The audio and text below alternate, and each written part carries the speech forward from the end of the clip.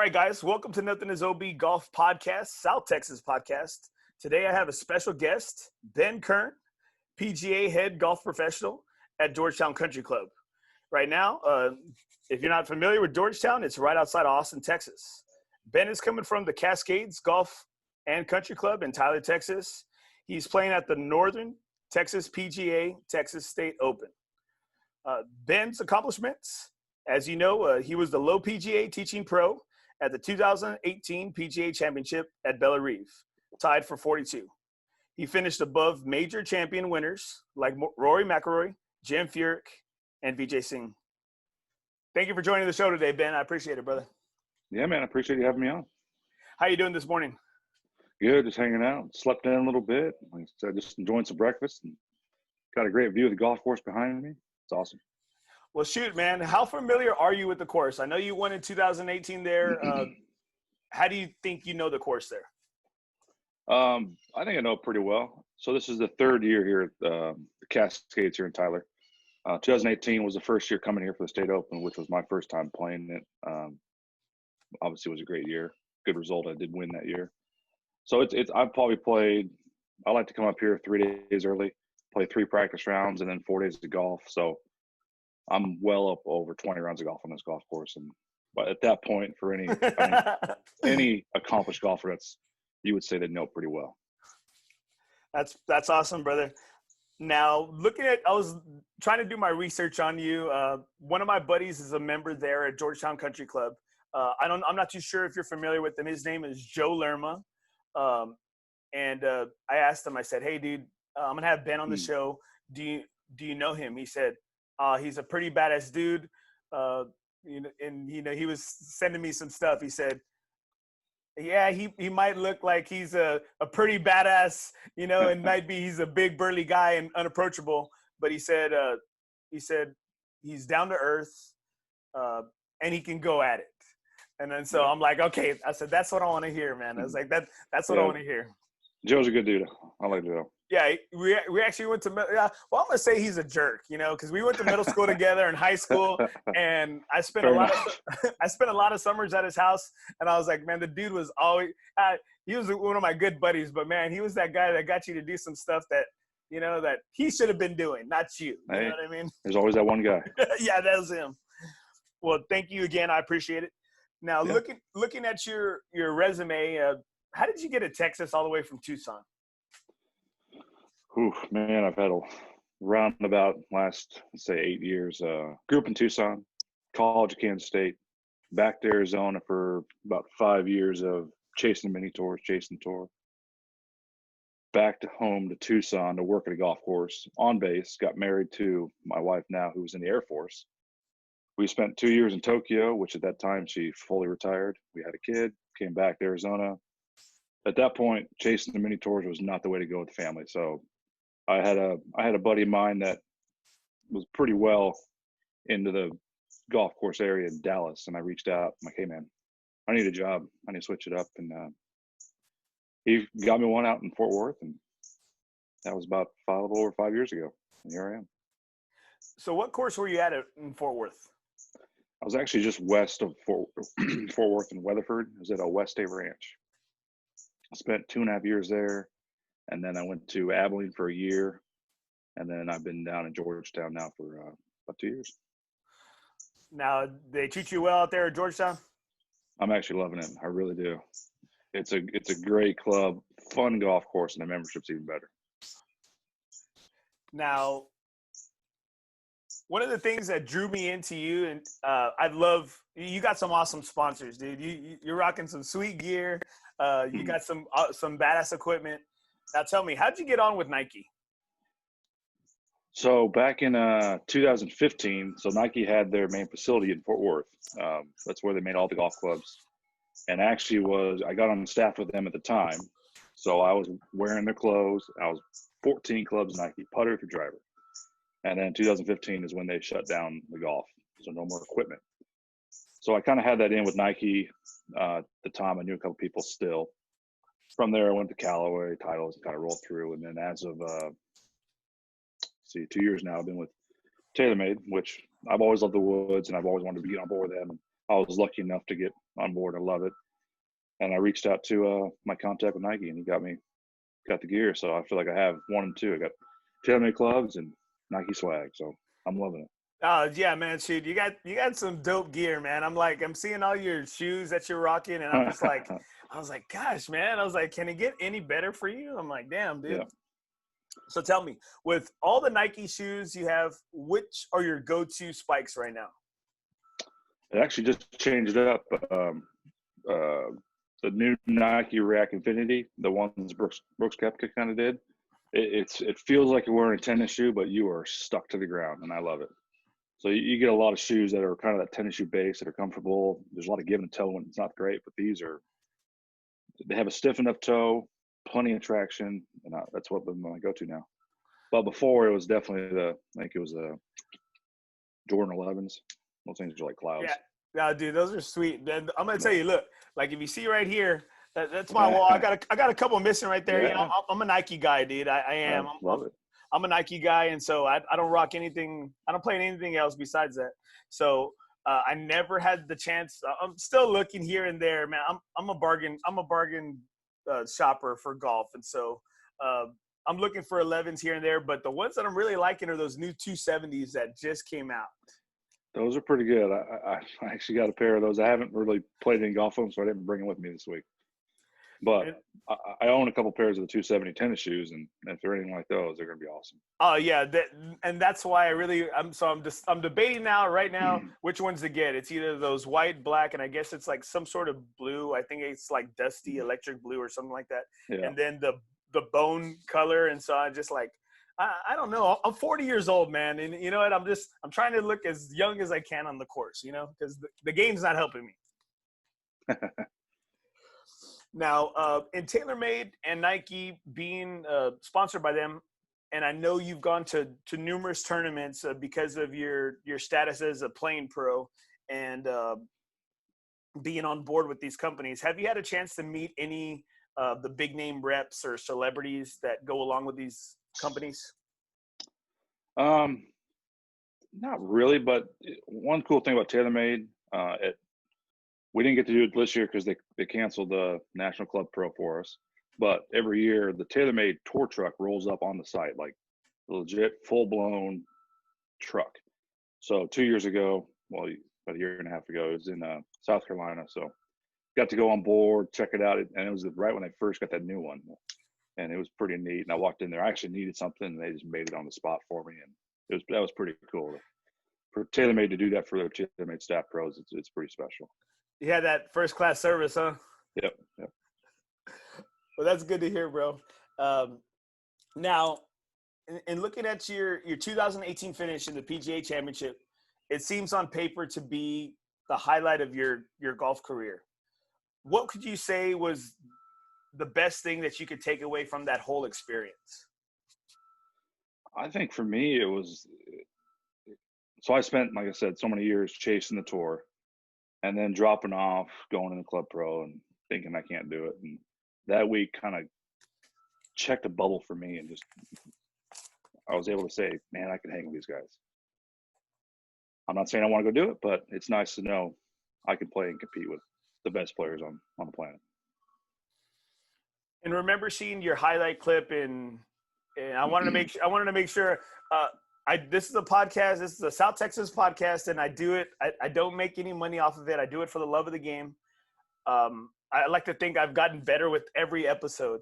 I feel bad for some of my guests I had from like 1 and 2. I said, man, I was a lot of a lot of, poor sound quality. But one of the things I've started to do is a lot more research on, whoever I'm interviewing.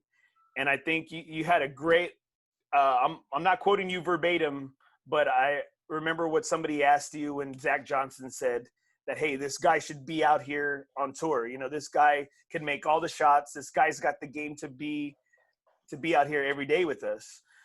They asked, how come you're not? And you stated something along the lines that you love what you do. You love teaching, you love coaching. And how is that more true than it is today? It's every day it gets more true. I mean, I still get to compete, which I love doing. I love competing. I will never stop. So having a job where I can make a paycheck no matter whether I'm having a good day or bad day is important. To be able to teach a little bit. I love running golf tournaments in my club. That's huge for me. And then being able to get away and play the state open, all my section events, national club pro, and then still have a chance to make the PGA every year. I mean, that's all I need. Now you talked about having a wife in the military and then having a child. Yep. How has that changed your whole, I guess, thoughts on, being a champ, being a everyday PGA player? That's the whole reason why I feel the way I do about being satisfied with what I've got. Don't get me wrong, I'd love to be traveling PGA Tour playing every week, but that's a lot of time away from my family. My daughter's 5. I love hanging out with her. Definitely that fun age. She's crazy. I love it. So being able to play an event a couple times a month and be home all the time, that's what I love. I mean, I actually took them with me this week, so they're here hanging out, and we're just enjoying the week. Dude, that's awesome, man. That's awesome. Yeah. You're getting the best of both worlds then, is what you're saying. Yep. So I have 2 daughters. I have an 11-year-old, or she's 11 going on like 16. And then I have an 8-year-old, a newly 8-year-old that, just she's more like her daddy, she's all over the damn place. How has having a 5-year-old girl changed, like, I guess, some of the way you would do some of your things? Like, are you having tea parties? Are you having to play dress up? Are you having to get your nails painted? I had my toes painted green one time, and I walked around the pool, people thinking I was like a little Mexican Shrek walking around, Every one of those things I can check off every one of those boxes. Makeup, nails done, dresses, the works. And that stuff is what gets the biggest smile on her face, as you know, and that's why I will never say no to any of those requests. well, when getting dressed up and stuff, I don't know about you, but I was a pretty ugly lady. I was a pretty ugly lady. I don't know. Oh, I can give you a run for your money then. Now tell us, looking at your resume, you've done a lot of things in this game of golf. If you could tell me just about your golf testimony, how did it start, and how do you feel about where you're at now, and maybe what was one of the biggest trials and tribulations you've had to go through to get your name out there and to have the reputation that you have today? Yeah, so beginning, my dad was a pro golfer, amateur back and forth, so I was playing golf since I was 2 years old. The usual: baseball, soccer, golf.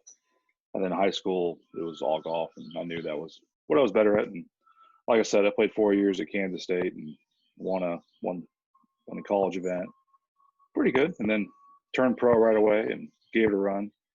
But the biggest thing for me was after that 4-year mark, where I'm like, man, I'm just not quite getting to Q school. I'm winning mini tour events every year, but it's that 1 week of Q school that I just cannot get through, and thousands of guys that are the same way, same case. To decide to stop. All right, let's head back home. Let's completely reset. I got an assistant pro job and just started from the ground, pretty much on the other side of golf. And that was kind of I knew I had to do it. I hated doing it. But after about a year and a half, I started picking it up and got in the program and got my PGA real quick, because my goal was to play in the PGA Championship. And, and I actually did it right away. So being able to say, all right, I made my run. I gave it 4 or 5 years of solid mini tours. Can't do it. Let's go back and reset. So that reset button for me it sucked, but it got me to where I am now. Now, what was probably the hardest thing as being a new father, being a husband, that you had to really overcome?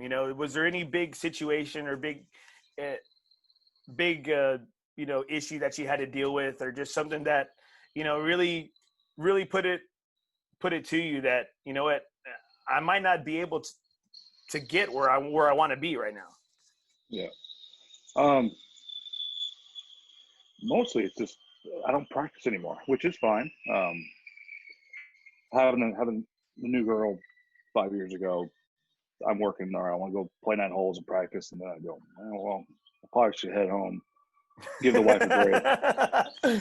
And what's funny is I'll take myself today over playing ability than myself when I was playing at mini tours. I'm better now, and I practice a fraction of what I used to. And it's just a mindset. That just shows you how much golf it's mental. It really is. You can hit 1,000,000 balls a day, but if you don't have it up here, it's not going to click. So I'm just having the family, having the daughter, being happy at home, seeing her grow up. It's just not knowing I need to go out tomorrow and shoot 67 to make my rent. It just frees you up. How tough is that trying to shoot a low score, and I guess it being, does your family have a good meal that day, or are you paying bills? How tough is that to feel going into a round? It's horrible. I mean, you don't sleep.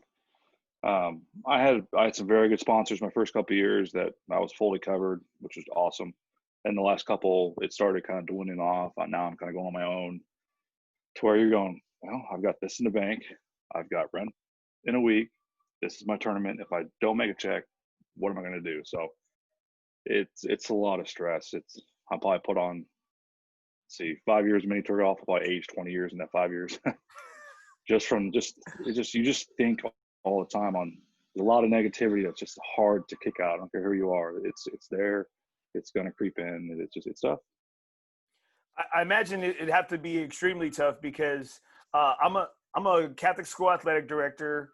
I have 2 daughters, and when I'm sometimes over a 6-foot putt, I'm letting some really negative thoughts about stuff that I shouldn't be doing. Did I do what my wife asked me to do? Did I do this or did I do that? So if those little things are creeping into my mind, I can only imagine what's creeping over your birdie putt or over just a bogey save or, or up and down. Now, seeing the names that you finished above in 2018, I saw that you finished you actually, made the cut over some of your good buddies. I saw Rich Beam and Omar Uresti. Yep. Did they give you any business did they give you any crap or any trash talk that you were able to do so well that weekend and they bowed out? No, it's all those guys you play in an event like this, and they're, whether you play good or bad, both sides of it, it's awesome feedback, tons of support. At the time, I didn't know Rich very well, and on Sunday when I finished up, he happened to be on it was a Sky Sports interview, and I sat in there, and I walked in, he looked at my tattoos and was like, damn, who is this guy? He found out I'm from Austin. I got his number, and we've been golfing all the time now. He's a good dude, and I think he likes my banter on our fun little 18-hole rounds of golf. Now, I see that you play with Omar a good amount of time. Now,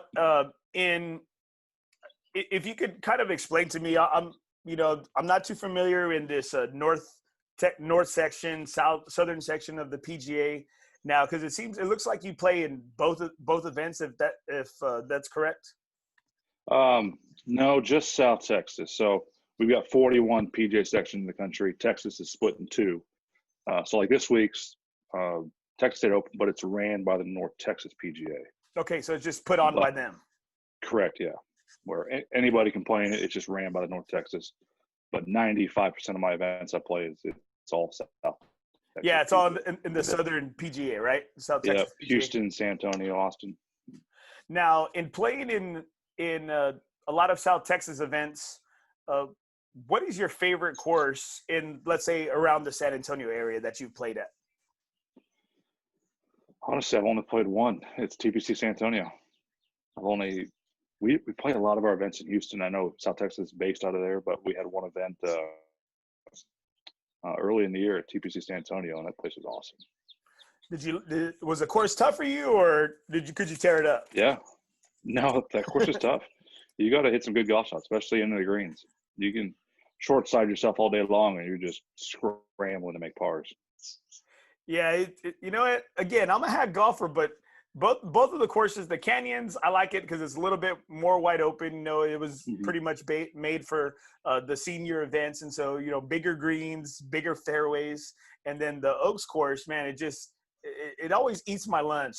I birdied 10 in this one 2-man best ball event, and I said, hey, you know, I'm getting this going, you know, like I'm getting this damn thing going. And then next thing you know, on 11, because 11's got the double fairways, you know, it's got the fairway on the bottom, fairway on the top, bunkers in front. And I think I hit a good drive. I'm 95 out. I said, oh, for me, I said, you know what, that's a good 56 degree. I freaking thought I hit one good. It was probably a yard on top of the bunker. And I said, I'll be all right. And then next thing you know, it falls back into the bunker. And these bunkers are like freaking huge, you know. And after that, I should have just gone into the clubhouse, you know. And I just, it did me in. So what's another course around here, around the South Texas area, or maybe from like your club down, that is one of your favorite courses to play in? Again, I play a lot of golf with Rich Beam, so he's a member out at UT Golf Club in Austin. And that course is all you want. Tipped out, I think it's close to 7,500 yards. So you can play 2 tee boxes up at about 68. So you can, that kind of golf course, you can play it so many different ways depending on the box you play. Where a lot of golf courses, you get to a hole, it's 440 from the back, straight away, driver, whatever. It's just, that course, depending on the tees you play, the wind, it's just different every time you play it. So that one I played quite a bit, and it stands out to me. And we played a lot of our events so far, South Texas, out at in Houston at the clubs at Kingwood, and I think I've played all of them now, and they're all very different and all awesome. Each have their own different characteristics. Some are tree lined with pine trees, and then other ones complete lakes everywhere one side, and you're bailing out all day long, missing the water, and it's fun. Yeah, because I like to think, and I'm sure, I mean, you've played all over. I see you travel constantly to play in a lot of different events. What would you say that Texas in general has like great destination golf areas? Yeah, I mean, it's you can go down to West Texas and it's just nothing, flat and windy. I'm out in East Texas. You got tall pine trees and completely different. And you can go down south to Houston, San Antonio kind of area, and it's more just that kind of area. You can have all kinds of different golf courses. So it's got a variety. Depending on what region you go to, it's just different every time you play. Now, best course you've played in your entire career up to this date, all over the nation. Yeah, so I got to play in the national TaylorMade event early in the year. I think it was February, and it was at Pebble Beach. So it's hard to beat that one, and I actually ended up finishing second. I lost in a playoff, so I actually had to birdie 18 and not hitting it great that day. I'm getting it by. So on 18 tee box, the wind's out of the left off the water. I look at my bag. I'm like, I don't think I can drive around the planet right now. So I grabbed 5-iron. I hit 5-iron off the tee on 18 at Pebble Beach. Another 5-iron and then 9-iron to about 4 feet and made it to go in a playoff. It took a lot to not pull driver, but I hit 5-iron. But I was joking, and the head pro from Pebble Beach came down and did the restart for our playoff. I looked at him and I go, how many times you let people go play an extra hole or two here at Pebble Beach to finish a bet? he just laughed. That's a good question, though. That's a good question. That is. I'm like, this is probably the best part of my trip right here. I'm getting to play extra golf at Pebble Beach to finish a bet. That sounds about right. Yeah.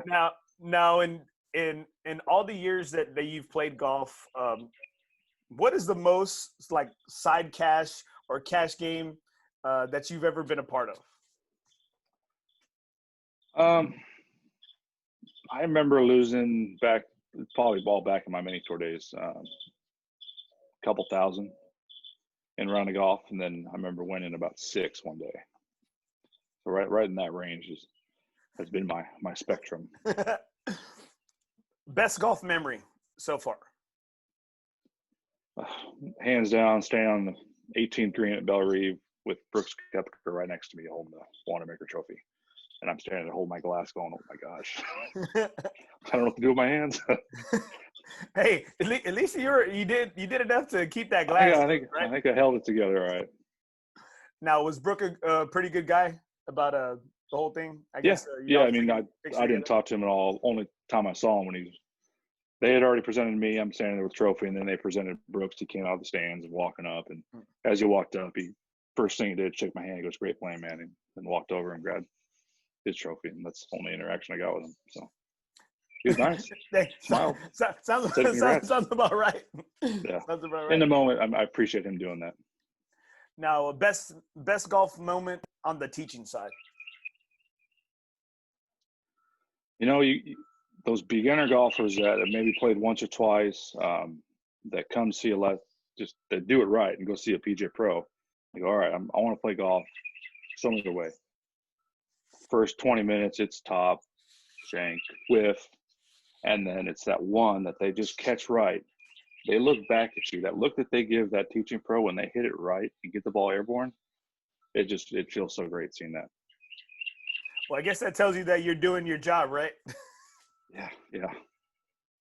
I guess because I'm a coach, and so I've been doing this going on 15 years. And when you correct your student, and they do it, and they look at you, they look back at you. So I know that look, and you're like, yeah, Coach knows what he's talking about sometimes. Like sometimes I know what I'm doing.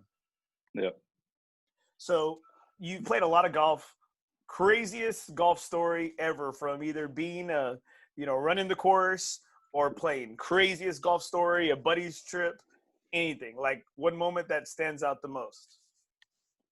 Man, got quite a few of them, that's for sure. Probably I finally had my first hole-in-one this year, first ever. In all my years playing golf, I'd never made a hole-in-one. There's about 4 or 5 times in mini tour golf that I have flown a golf ball in the hole on a par 3 and it ricochets off the green. And then finally this year at my home course, I made a hole-in-one. And it's to a blind green, so I didn't even see it. So I think that feeling of walking on the green going 1, 2, 3, there's the 4th one, and walk it up and going, it's about damn time. So what hole was it? Kind of, number 7. It's 135 yards, but it's just straight uphill at Georgetown. It's about a 9 iron. So that kind of stands out most recently, but finally having that one off my back. Well, how old have you been? 35. So that's been a long. Like I'm 40 years old. I still have not had one. And normally, you said when you went to the green, you're counting the balls, and I do the same thing sometimes, and I look in the hole and it's not there. It's off over there in the cart path, or it's off in the woods, more likely for me. But Congrats, man. I'm glad to hear that. Favorite golf movie? It's got to be Caddyshack, hands down. And actually, it's 40 years. I think it's just today or yesterday. Yeah, it's anniversary. Yeah. Caddyshack. I was actually watching last night, and you can't go wrong with Caddyshack. And then number 2 is pretty close second of Happy Gilmore. Who's your favorite character from Caddyshack? Got to go with Carl Spackler. Yeah, he is a damn Cinderella story. Yeah, I mean it's. Knowing the fact that I think I read a bunch of stuff that most of his lines were not scripted. It's just 100% Bill Murray. And another fun story, since we're on this one, is his brother's from Manhattan, Kansas, and I played golf at Kansas State in Manhattan. And my last half semester there, I worked as a cart kid. And Bill and his brother actually came out one day, and I'm working, and I see them on 18 green, so I'm kind of like, oh yeah, I get to see Bill. And they roll up to the car, so I walk down, put their clubs in there. Bill's brother hands me 20. I'm like, hey, thanks, guys. Appreciate it. Get in the golf cart, go back, and I get 10 feet away, and I hear, hey. So I got to stop and look back, and Bill's waving me down. I'm like, oh, Jesus. I turn back around. I'm like, yes, sir. He just hands me a $1 bill. He goes, hey, here's a little something for the efforts. And says nothing, and just gets right in the car. I just stand there going, oh my God, that's awesome. Hey, Llama, how about a little something for the efforts? So he was pretty cool that he did that.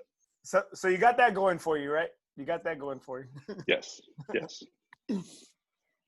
Who are you playing your very last round of golf with? I would like to play with my dad.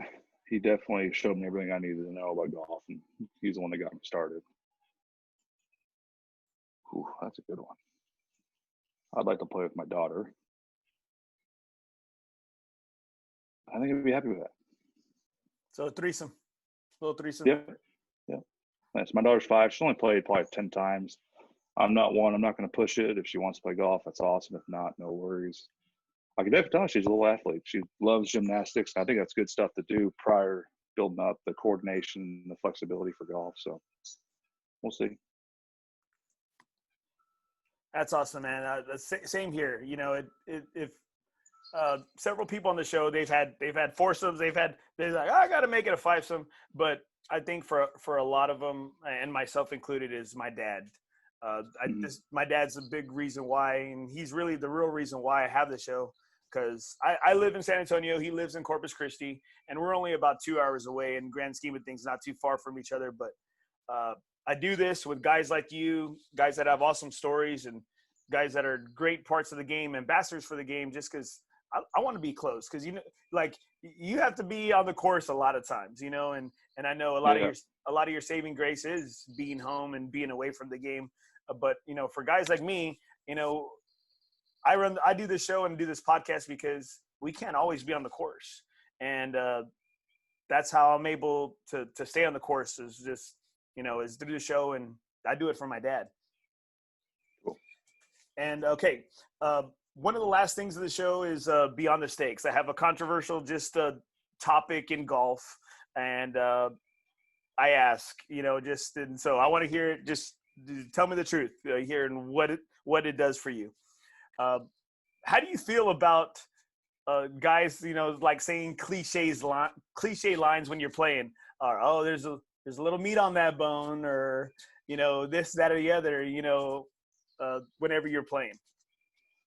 I'm probably the worst about doing that, so I'm all for it. I think being able to add some sort of pressure to someone else, obviously in a gracious way. I'm not doing it when they're already over the putt or whatever it is. It's good. I mean, it helps them develop. I'm not saying I'm putting pressure on them to help them develop. I'm also putting pressure on them to help them, but even when it's done to me, you hear that, and it ticks, and all right, there's a little bit more pressure on it, and it helps you develop. And I'm all for it. It's fun. Golf should be fun. So as long as it's done in a gracious way, I love it. Well, has anyone ever said something to you that you're like, damn, like that pissed you off, or you're like, I'm going to use that one? Not really. It's more or less, it takes a lot to mess me up. Unless you actually go touch me when I'm trying to swing, you can scream, you can do whatever you want in my pre-shot routine. It doesn't matter. Not really. I'd say bring it on. See, I'm pretty much the same way. I said, I said, guys, you're not going to be able to mess with this more than I mess with myself, Yeah. Sure. And I'm going to just tell you though, one time we were playing, we have we have all these little associations over here. And my group, that one of my Sunday leagues is called No Le Hace. And we're playing at Willow Springs by the AT&T Center here in San Antonio. And I had hit a shot, and I think I was maybe like 2 feet away from a birdie. And I didn't know how much that birdie was going to be worth later, right? It was first birdie, a skin, and then something else, right? Well, I'm playing with this old man that runs the league, and I never played with him. And he said, Andy, don't worry about it. I wrote it down in the card as a birdie already. I already marked it on the scorecard as a birdie. You're good. And I'm like, I'm good? And I said, I thought we put everything out. You know what? Why don't you just putt just a formality? I'm like, that's the worst. Okay. I'm like, okay. And there's like a little ridge, like they were working on the greens, and there was like it was like a little like indention in the green, how it went down. You could tell, like, I guess when they did the hole, they kind of messed up, and as they were doing it, right, there was like a little down. I said, I'm just going to hit it here. It's going to drop down. Well, shoot, I hit it. It freaking lips out. Next thing you know, we get back to 18. I find, after off of 18, we get to the clubhouse, and I find out that was like $140 putt that I missed, and I'm just like, oh yeah, it was the worst. And I said, so you know what? So I had never played with that old man before, and I said after that, I gave him the business after that hole every time. I said, you know what? His damn Yoda Jedi mind tricks aren't working on me. Yeah. All right, now playing at K-State. Last thing, playing at K-State, I was looking at all the players that were in the Big 12, right? Or it was the Big 12 at the time still. Yep. Yep. Now, man, you had some big dogs in there. You had Gary Woodland at Kansas. You had Jonathan Villegas at Texas, and Anthony Kim at Oklahoma. Mm-hmm. How was it playing against those guys on the regular? It was awesome. I played a lot of golf with Gary. Good friends with him still. I only played a few times with Anthony Kim, and he wasn't the greatest to play with. I'll leave it there. Hey man, he was a very good player. Very good player. I think he thought very highly of himself. I don't know if I played with any with Jonathan, but Gary's a huge one. Being in Kansas, we played a lot of events together. We were the same year, so we had 4 years of golf together. And tell you what, back in college, I can hit it out there, and Gary bombs it, and obviously still bombs it. So it was always fun playing with him. So I'm sure you were pretty happy when he was able to win the U.S. Open. Mm-hmm. Yep. Now the last thing. I'll deserve it. Oh, and I'm glad to hear that because he seems like a really good guy. I love that he's sponsors for I guess it's for Puma. I know it's I can't remember the patriotic line that he represents for Puma, but everybody seems like he's a really good guy, and I was really happy to hear that he was able to to win, and it seems like everyone was happy for him. Yeah, he's just super down to earth, very easygoing, doesn't need a bunch. He's a very good representative of the PGA Tour. So what's next for Ben Kern Golf? Ben Kern Golf, obviously, definitely here playing golf, State Open. So this is kind of one of my majors of the year. But having my brand now, it's been fun, kind of just tinkering with that and dropping new products, new designs, and it's kind of a little side project that I like doing. Well, man, I love it. You put out a lot of good stuff. Thank you. And my friends thank you because like when I get something, my friends are like, "Hey, dude, where's mine?" And so I'm like, I have to. Okay, I need to get, or like 2 of everything. Yeah, and one of my buddies said the other day, he said, oh, I really like his logo, and so I'm like, shoot, man, I'm like, I can't afford all these damn logo redesigns, man. But I'm like, I guess I have to do something too, so I can get up on Ben's level, man. Shoot. Yeah, I try to keep it clean and simple, and I think it definitely succeeded. Well, thank you, Ben. I don't know if you have anything big coming up that you'd like to publicize or anything, but I totally appreciate your time. I know you're there with your family, and I wish you nothing but the best.